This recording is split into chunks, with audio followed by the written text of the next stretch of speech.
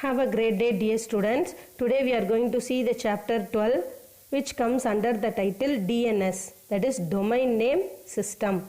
In that we are going to understand what is domain name system and why we are in need of domain name system and functioning of DNS and the importance of IP address, types of URL, and we are going to see the components of domain name system and how DNS works. So these are all the subtitles which comes under this chapter, and today we are going to see about the introduction of IP address and types of IP address and URL. What are the types of URL? So first, what is IP address? So already I had told in last classes, every devices, that is hardware devices attached to the network has the separate IP address. So and each websites were accessed through the IP address, and it consists of 32 digits or more than 32 digits of numbers. So it is not very easy to remember all those numbers. That is IP address. So for each address we are defining the name, and those name is called as a domain name. Yesterday itself we had seen one example, that is www.google.com. For Google we can say some number, we can assign some number.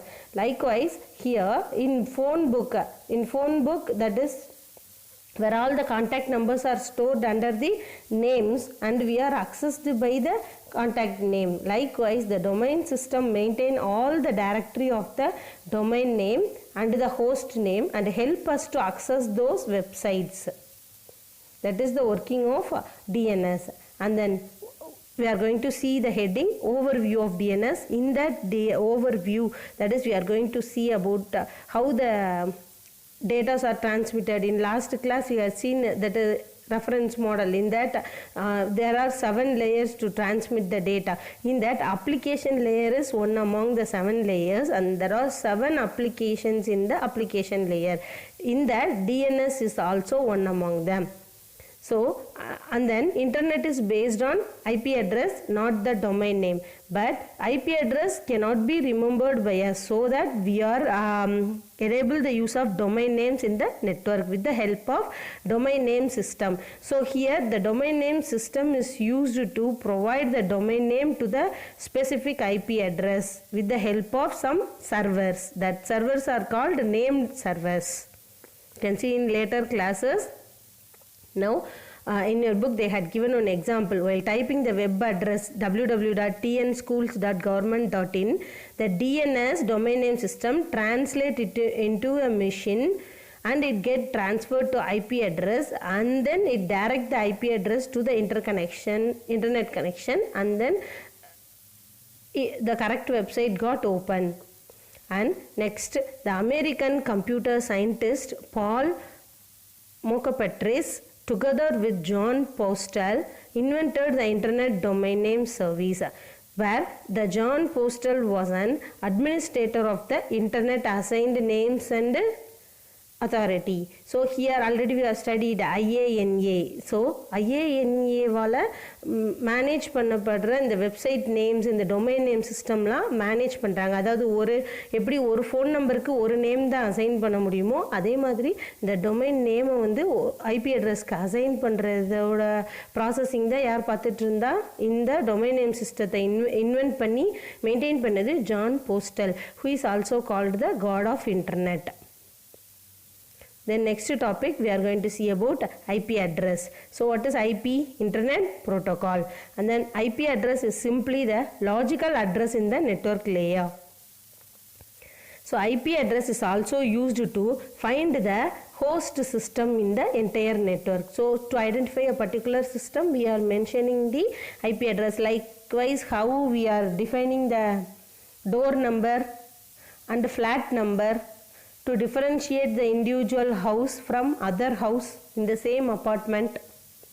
So likewise, the IP address is used to find the host system in the whole network due to increase in the number of system in the network, and they are following 2 addressing system, that is IPv4 and IPv6. So first we are going to see about IPv4 address. So IPv4 address is a 32-bit unique address system that is given to the computer system. two system has the same IP address. That is, if the network has P connections and the n connections, assume that n connections, then n address should be there. That is what individual system has an individual ID address. So the address space here, the address space is the total number of address that can be made by the protocol. So if there are n connections, then n address should be there, and those address space can be made by the protocol, and then it is determined by the number of bits that protocol use. So in this they have used, that is the number of address that are formed in IPv4 is 2 power 32. As the IPv4 address has 32-bit unique address, here the number of address that can be formed in IPv4 is 2 power 32. And there are two ways to represent IP address, that is binary notation, dotted decimal notation. So in our example, binary notation addresses, it comes under 32-bit, and here in this example they had given separately as 88 bits, and in that dot decimal notation is the address written in decimal format. Each one is converted into hexadecimal value, and each 8 digits are separated by dots. That is what they have given in this example. Also you can see here in this example, see, first byte, second byte, third byte, 4 bytes. So all bytes are having 8 bits, and then it is transmitted into hexadecimal values. Next heading, we are going to see about IPv6 address, and IPv6 address is the 128 unique address given to the computer system. So how many address are here, address space or address are created? 2 power 128. So here the number of addresses that can be formed with the help of IPv6 is 2 power 128, and then IPv6 address, the 128 bits are divided into 8 16 bits. The 32 bits are separated into 4 8 bits. Here 16 bits blocks are created, and then each block is changed into 4-digit hexadecimal number, and they are separated by colon. Here IPv6 they are separated by colon, in IPv4 they are separated by dot. Next heading, we are going to see about uniform resource locator, that is URL. So already we had seen about the address of the document on the internet is referred by URL, and here URL is made by 4 parts. As you had studied, that is HTTP is referred as protocol, and then domain name, top level domain, subdomain, that is what you have studied in last year. But here it consists of 4 parts, that is protocol, host name, folder name, file name, and each part has its own specification, and depending on the apps, the additional information can be added to the URL. Okay, URL has been divided into 2 types, that is absolute URL, relative URL. The absolute URL is the complete address of the document on the internet. That is, if you want to open a what specified file name, suppose the file name also has to be explained with the help of folders.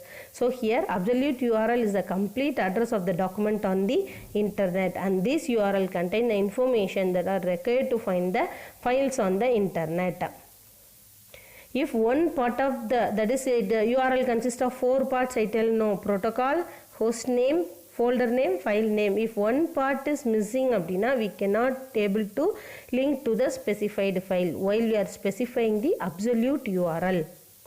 But relative URL, from the name itself we can say relative URL. In this relative URL, the partial address of the document, that is a particular part of the document can be specified, and it can open the file and the folder.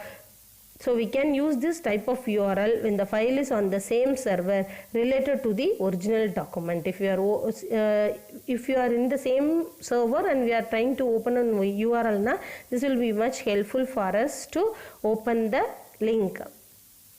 So here, what is the difference between absolute URL and relative URL? In absolute URL, all the 4 parts must be specified accurately. so that if any one part is missing now, the browser would not be able to link to the specified file. But in relative URL, a portion of the address of the document on the internet can be specified, so that the relative URL contain only file name or folder name. So we can use this type of URL in the same server related to original document.